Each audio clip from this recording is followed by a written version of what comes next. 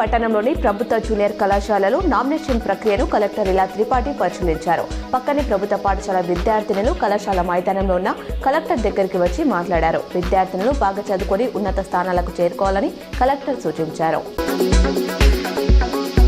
ఆకాశమే హద్దుగా దూసుకెళ్తున్న బంగారం, వెండి ధరలు అమాంతం పడిపోయాయి.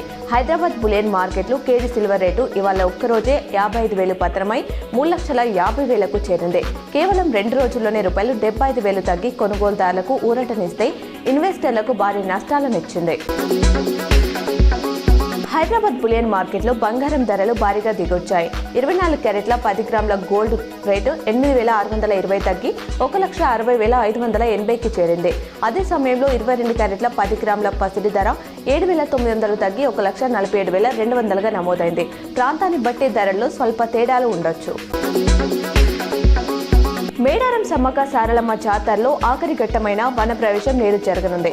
సాయంత్రం 5 గంటలకు ప్రధాన పూజారి కొక్కెర కృష్ణయ్య బృందం గద్దెల వద్ద రహస్య పూజలు నిర్వహిస్తారు. ఈ క్రమంలో భక్తుల దర్శనాలు తాత్కాలికంగా నిలిపివేస్తారు. ఆదివాసీ సంప్రదాయం ప్రకారం తంతు ముగించి తల్లి రూపమైన కుంకుమ భరణిని తీసుకుని పూజారులు చిలకలగుట్టకు బయలుదేరుతారు. మేడారం మహాజాతర ఇవాళ పూర్తి కానుంది. ఈ నేపథ్యంలో వనదేవతల దర్శనం అనంతరం భక్తులు పెద్ద సంఖ్యలో తిరుగు ప్రయాణం కావడంతో భారీగా ట్రాఫిక్ జామ్ ఏర్పడింది. మేడారం నుంచి తాడువై వరకు సుమారు 14 కిలోమీటర్ల మేర వాహనాలు నిలిచిపోయాయి.